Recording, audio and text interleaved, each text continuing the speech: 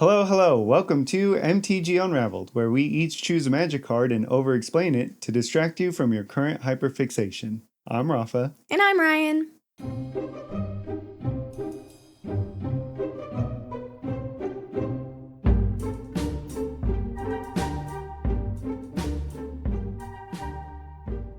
Thank you for joining us today.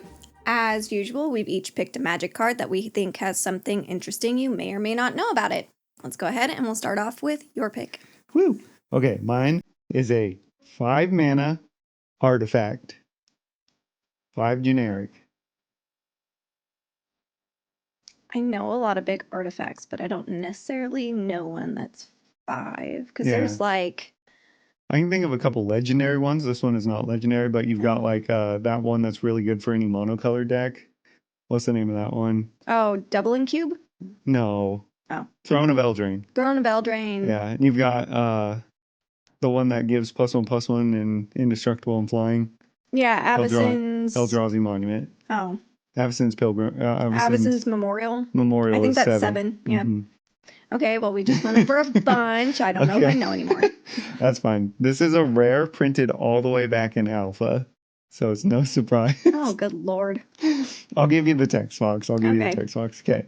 It says, this is the original text on the alpha. 5 creates 1 giant wasp, a 1/1 flying creature. Represent wasps with tokens, making sure to indicate when each wasp is tapped. Wasps can't attack during the turn created.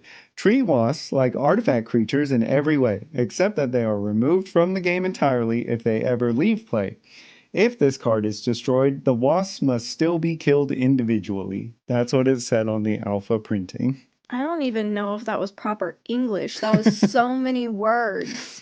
Yeah, it was really funny. Yeah. Okay. Don't know the card? I didn't even know there was a card that created wasp tokens. I've never seen a wasp token. Isn't that terrifying? Yes. I never want to be killed by 1,000 wasps in a game of Magic. That's a nightmare. This card is the Hive. Okay. Yeah. What do you have for your card? Okay.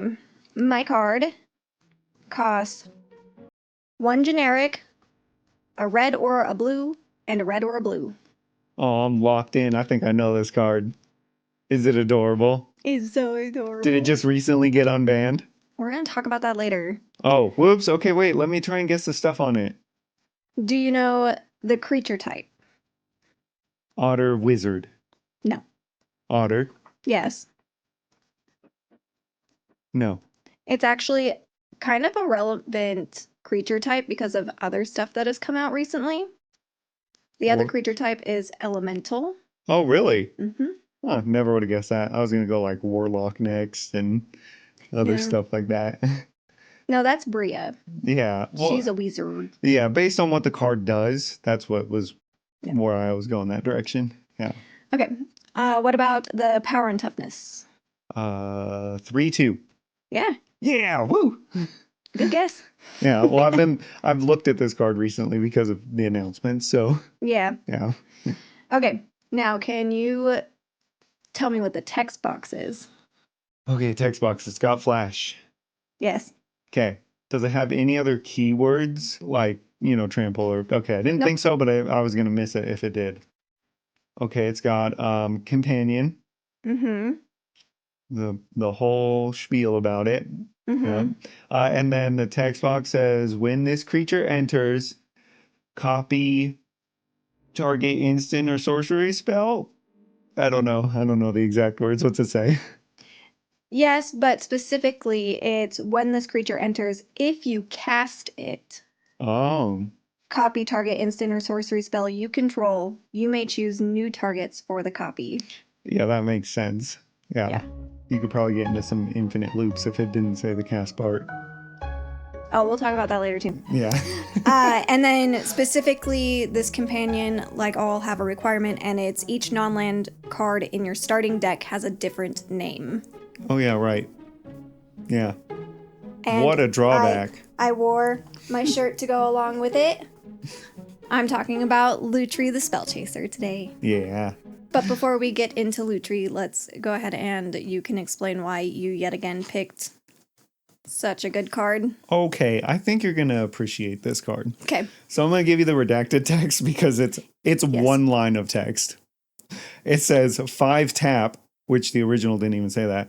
Create a 1/1 colorless insect artifact creature token with flying named Wasp. That's it. That's the entire text. I mean, a lot of the original text was like explaining how to treat tokens in play, and that's because it was alpha. So like there were no rules. There was no comprehensive rule book at the time. Yeah. So it makes sense why they had half that on the original printing, but that's all you need for the card today. So yeah, 5 mana and then pay 5 to make a 1/1. Who would play this card? Nobody, unless you have a thing for Wasp. But like, get out of here if you do. So I've never played this card either, but just like most Commander players, and honestly just a lot of Magic players in general, you can't play this game for that long without coming across tokens. Yeah. And this is the original token generator. Oh. Yeah. So it used to cost 10 mana to get a 1/1 back in the day. That's insane. That is insane. Yeah.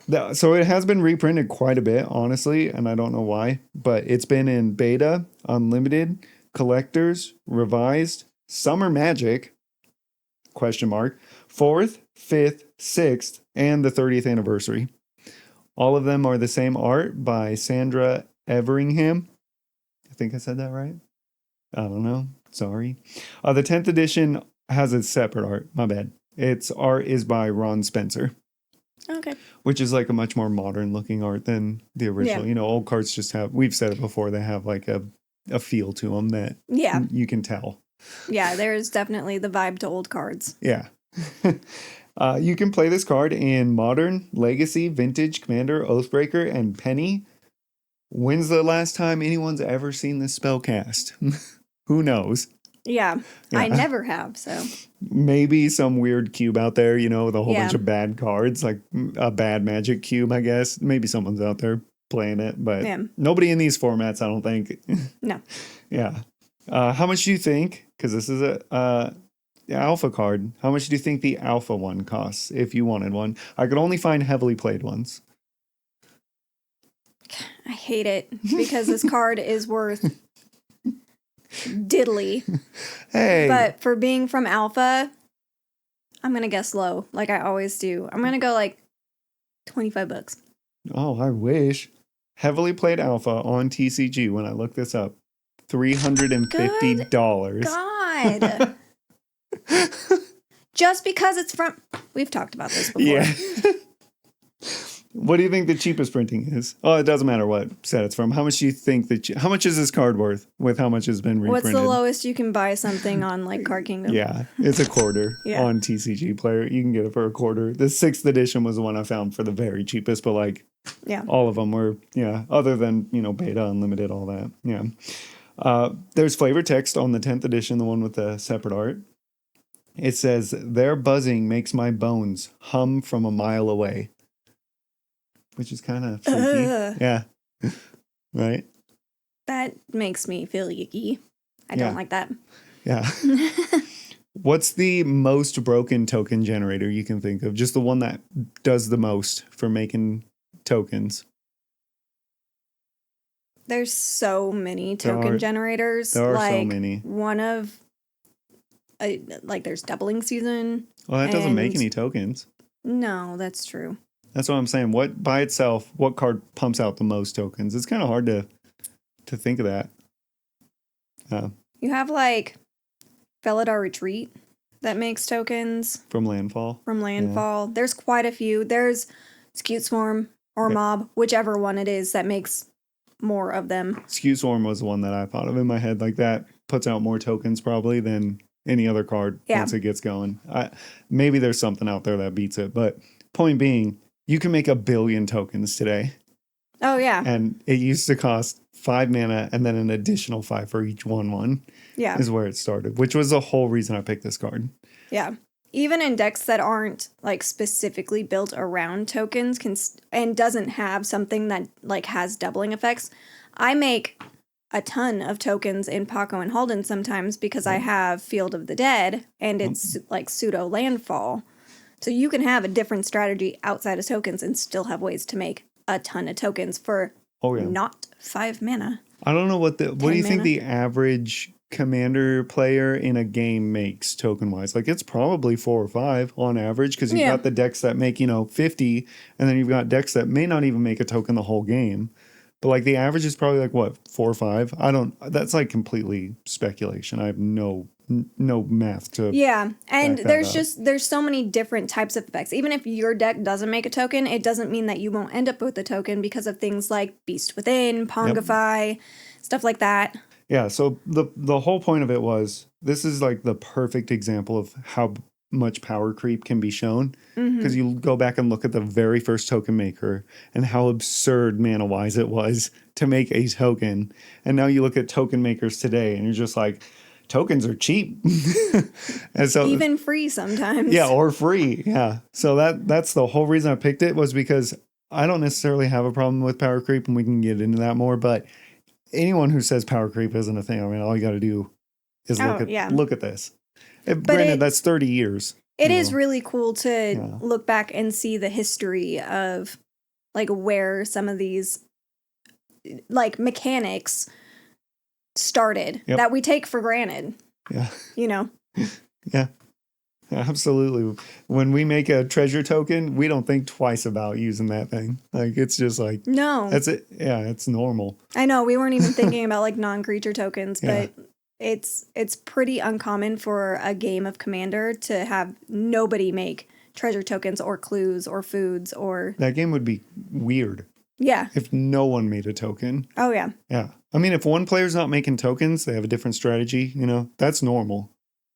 Everybody not making a token, that'd be crazy. Be unheard of. I can't remember the last time not a single token was made. Yeah. No, that's why we have our big books that we're known for always having the token, which no, we don't have every single token ever. Like if you come and play something that makes a really, really weird one, then we probably don't have it, but we do have make some weirdos. Ones. Yeah, we both do. Yeah.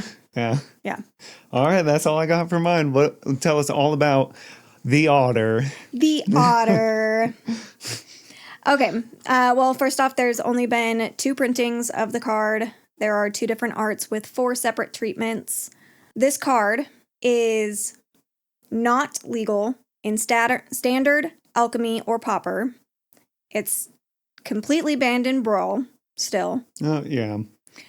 And now, as of the filming of this episode, it is banned as a companion in Commander, but is legal in the 99. Finally, they freed the otter. I mean, mostly, which is where it should be if it was. Yeah. I did look into it to see if Lutri was like relevant in any other formats, and it does see some play in 60 card formats, especially in Pioneer and Modern. Really? I looked it up, and after the banning of Gigantha, it gained a resurgence in popularity because it's one of very few companions that you can have for decks. And in 2024, it was actually pretty big for both of those. For Modern, there was an Is It Lutri deck that had some good showing, a top 4 finish in an MTG Online. Yeah, that's impressive. Challenge. Yeah, considering the fact that you have to have different cards. Yeah. In a format where you typically have 4 of your best cards. Yeah. Yeah, that's cool. And then in Pioneer, there was a Rakdos deck list. Oh. But it also had Lutri. And that went 5-3 in the NGR Series 10K Showdown at Chicagoland in February 2024.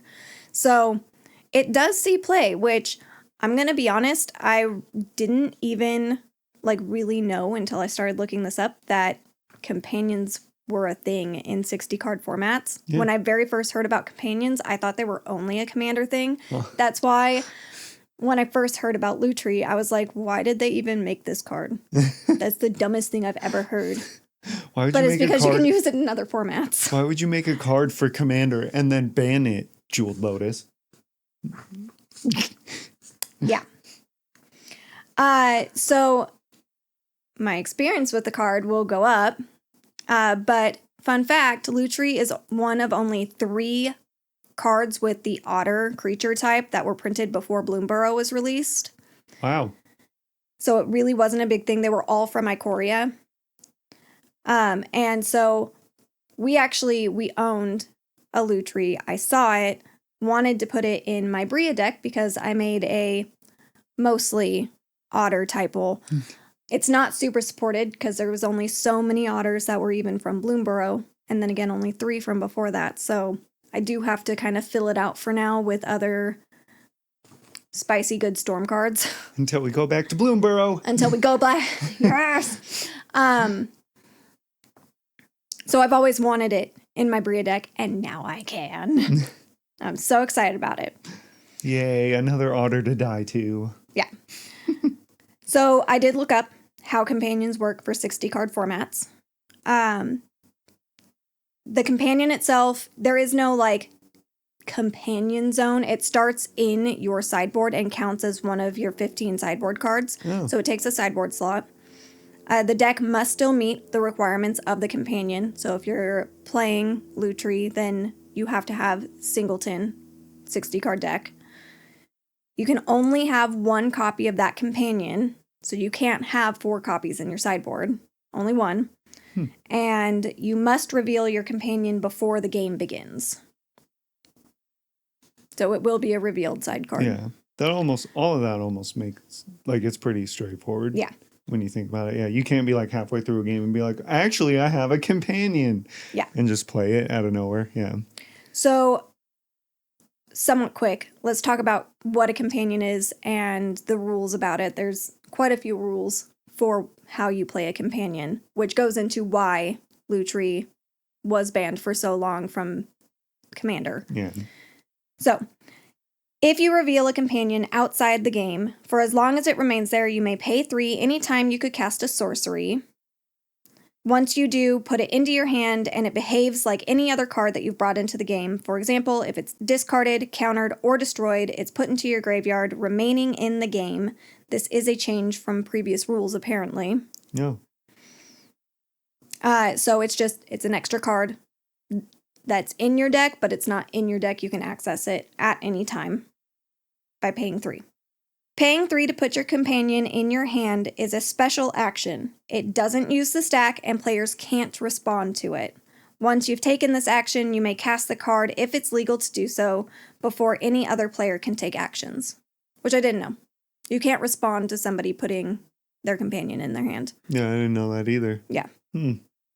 Before shuffling your deck to become your library, you may reveal 1 card from outside the game to be your companion. If your starting deck meets the requirements of the companion ability, you can't reveal more than 1. It remains revealed outside the game as the game begins. The requirements of the companion ability apply only to your starting deck. They do not apply to your sideboard. So, in a 60-card format, you could have more than 1 copy of a card in your sideboard as long as you only have the 1 copy in your main deck when you're starting the game with Lutri as your companion. Oh. If more than 1 player wishes to reveal a companion, the starting player does so first, and players proceed in turn order. Once a player has chosen not to reveal a companion, that player can't change their mind. So if for whatever reason you have a deck that a companion fits with, and you say, nah, I don't have one, and you go to start the game, too late, too bad. No takesies backsies. No takesies backsies.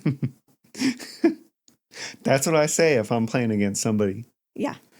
The companion's other abilities only apply if the creature is on the battlefield. They have no effect while the companion is outside the game, like any card. The companion ability has no effect if the card is in your starting deck and creates no restriction on putting a card with a companion ability into your starting deck. If Lutri is in your 99, it's still Commander, so you still have to have 1 copy of the card. Yeah. If Lutri is in your starting 60 card deck, then you don't have to follow that rule. Yeah. But the same goes for any other companion and Yep. There's, like, I know Obosh is you can only have odd mana values, I believe. Oh, is that the black-red one? Yeah. Oh, yeah. So if it's in your 99, throw as many of those two drops as you want. Yep. And then the final one is you may have one companion in the commander variant. Your deck, including your commander, must meet its companion requirement. Your companion is not one of your 100 cards. So, Lutri was banned in Commander the day that it was spoiled. Yeah. Before it even came out. The moment people saw it, they were like, not you, Commander players. It makes sense. And it makes complete sense. Yeah. Commander is already a singleton format, and so essentially it would just be 101st card that any deck that has blue and red in it could have. And even if you're not in a Spellslinger deck, it still would be good. You're going to cast an instant or sorcery at some point. Almost every deck does at some point. Why not double it? Well, yeah, and there's literally no reason not to. Even if you never plan on casting it, it's a card that you can put into your hand with no drawback, even if it has nothing to do with your deck at all. Yeah. Like, there's no reason not to have it as a companion in any deck you could in Commander. Yeah. My only complaint is, why didn't they just ban it as a companion from the very get-go? It's the words, like you're adding an entirely separate category for one card. Like there's an argument They made for the that. card. Yeah, they did make the card. Well, back then the rules committee was different than the. Yeah, that's true. Yeah.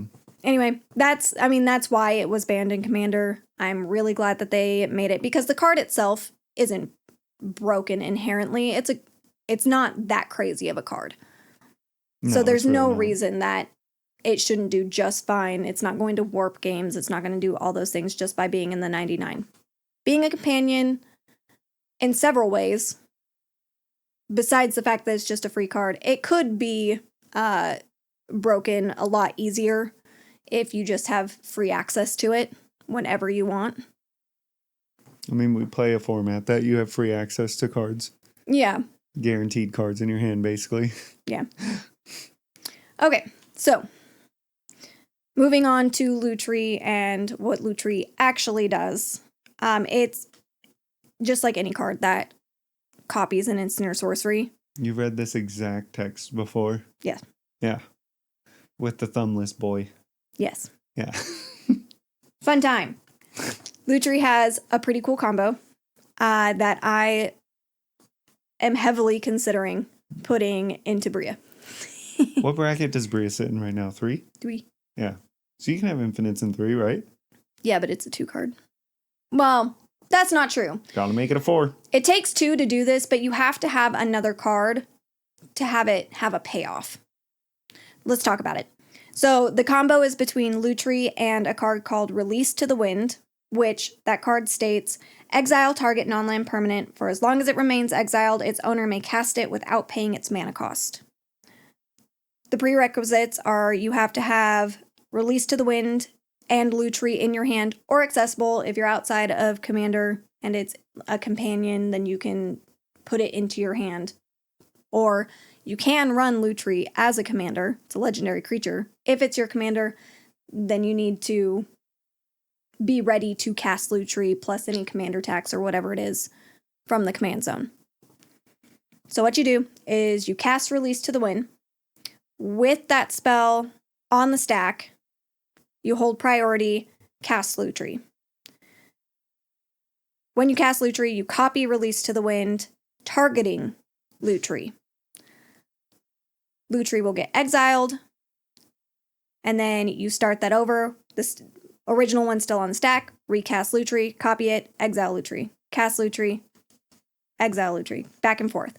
So what does this do? It gives you infinite enters the battlefields and leaves the battlefield triggers. Yep. It gives you infinite storm from casting Lutri. Yep. And if you have a payoff for it, like Bergie or Stormkill an Artist or something like that, you get infinite Magecraft triggers. Yeah. Yeah, that's neat. You have to have a target for the original, whatever that spell's called. I already forgot.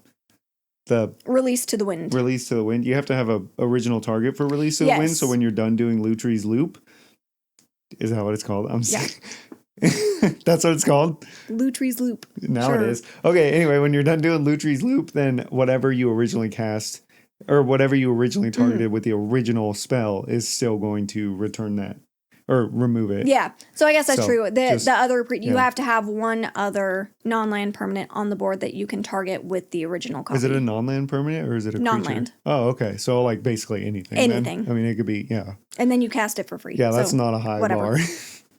But yeah, just something to note that you'll return something else or you'll exile it and then be able to cast it. Yeah. But you do have to have another target. Yeah. That makes it a 3-card combo. Yeah. For a card, because in and of itself, just exiling and recasting Lutri doesn't really do anything unless you have something that deals damage when a creature enters or deals damage when you cast a creature or whatever it may be. It is tough to be like, that's a 2-card combo when really it's like, is it though? Because I mean, you have to have anything else to make this do anything. You have really. to have at least one other non-land permanent to target, and that one other could be something that has a payoff because it won't actually exile until after the Lutri loop happens. And then at least one payoff that may or may not be that other permanent you target. So Grape shot. So anyway, I started blasting.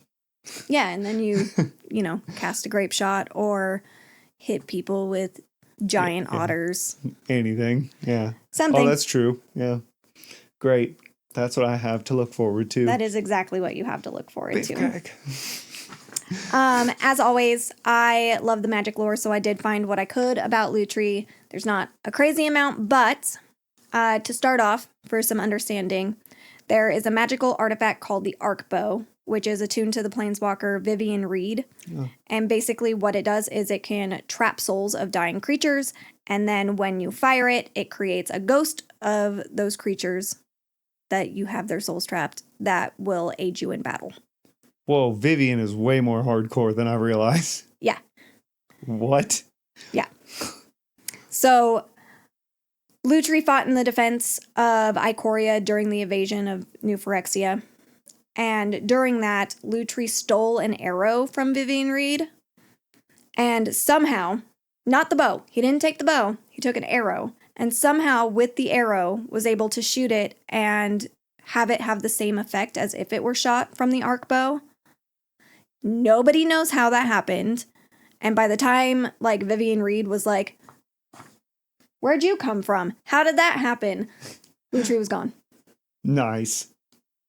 Off into the ocean. I mean, that's pretty flavorful. Again, the lore to the words of the card, they're pretty good a lot of the times. That's neat. Yeah, he's copying a spell, but they have no idea how it happened. So I thought that came out of nowhere.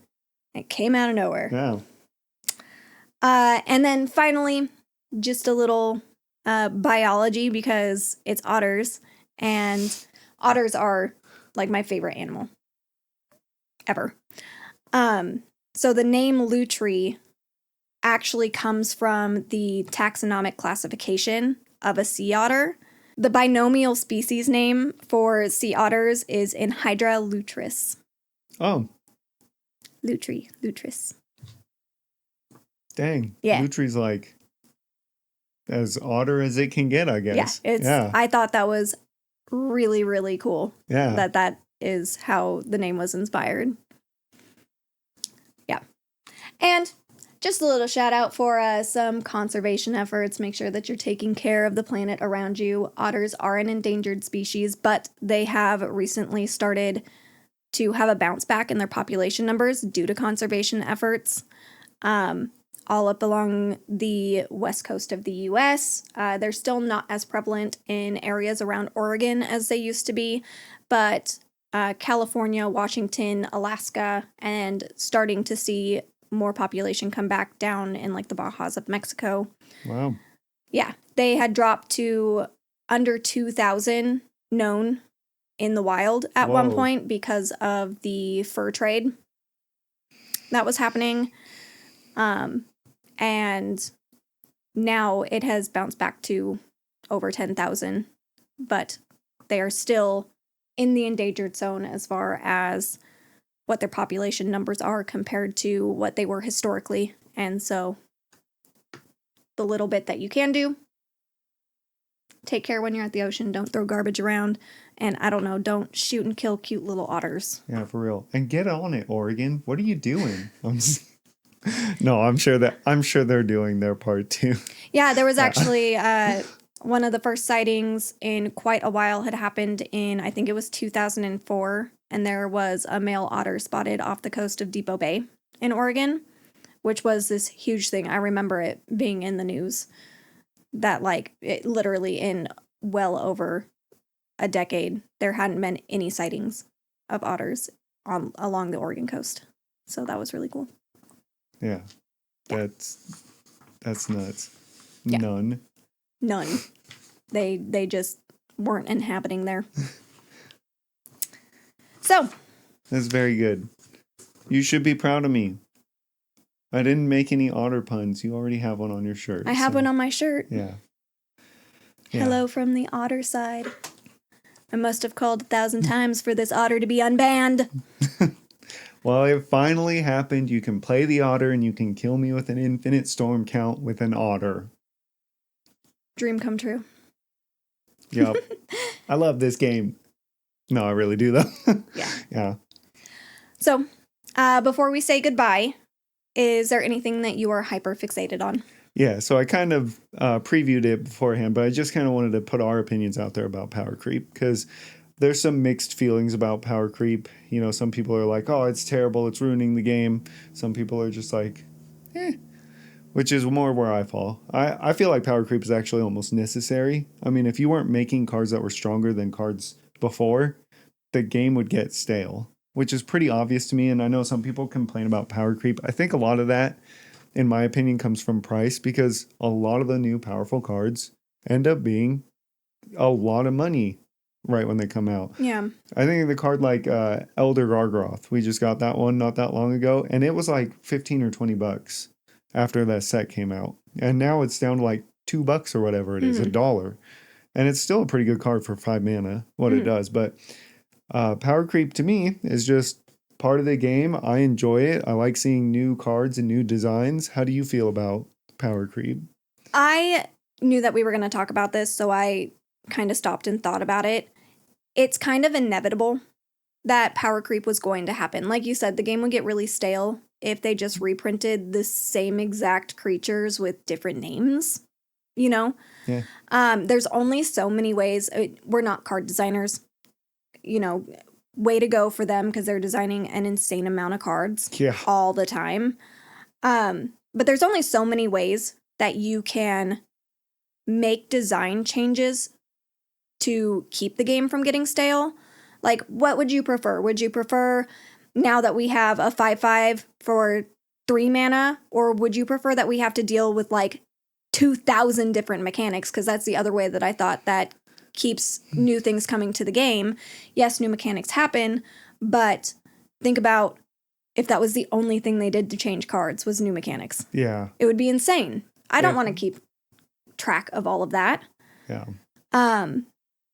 So they're really good at catching when they take a step too far. Ludra came out. They said, okay, hold on. This doesn't work for this. Cut. Sometimes it takes them just a little while, but they still catch it. Nadu. Yeah. Oh, that one was pretty quick. They worked pretty quick. Less than a month, if I remember right. Yeah. Like they were like, okay, let's see it real quick. Okay. Goodbye. And sometimes they take way too long and they just should never have done it. Yeah. Mana Crypt. For real. Yeah, for real. Even Jeweled Lotus. Just let it go. It's fine. It's not that bad. Oh. So it is. It's something that's just inevitable with a game that has lasted this long. It's going to keep happening. And really, it opens up a lot of opportunity for new ways to play Magic.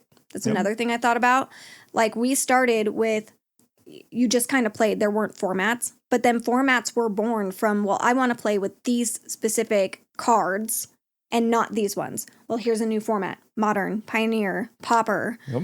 And there's just going to keep becoming new little ways that you can play Magic. I only want to play with cards from before this set happened because that's when power creep, I feel, really got to it. Well, there you go. You can do that. What those people are really saying, I bet, is that's when this card came out and I was really upset about it and don't want to play Magic from anything after that. That's my opinion. Nobody would articulate that, I don't think, but maybe there's someone out there who would, but that's what I feel like that sentiment is. Yeah. This card came out, I was salty about it. So yeah, power creep kind of sucks sometimes because it does mean that there's going to be cards that are expensive that come out that you really want to get your hands on for the deck, but it's not as bad as some people make it out to be, and it's just a part of Magic. We got to kind of get over it. Get over it. Embrace it. Yeah. I mean, really, play faster, play better, play higher power. That's what we do. Good cards are fun. Yeah, they are. So, that is the end of our episode. You can find us on TikTok and Twitch at Dicentric Games for more Magic content, live streams, and other nerdy shenanigans. And if you would like to share any of the quirks that Magic has hidden in their cards, join the Discord in the description. If you have questions or suggestions for the show, please leave a comment or send us an email. We hope you learned something new about the cards that we talked about today. Let us know if there's anything else interesting about the cards that we chose or what you found interesting about them from today's episode. We'd love to hear from you. Thank you, everyone. Enjoy your week. Click all the buttons. Do all the things. And we'll see you next time. Bye!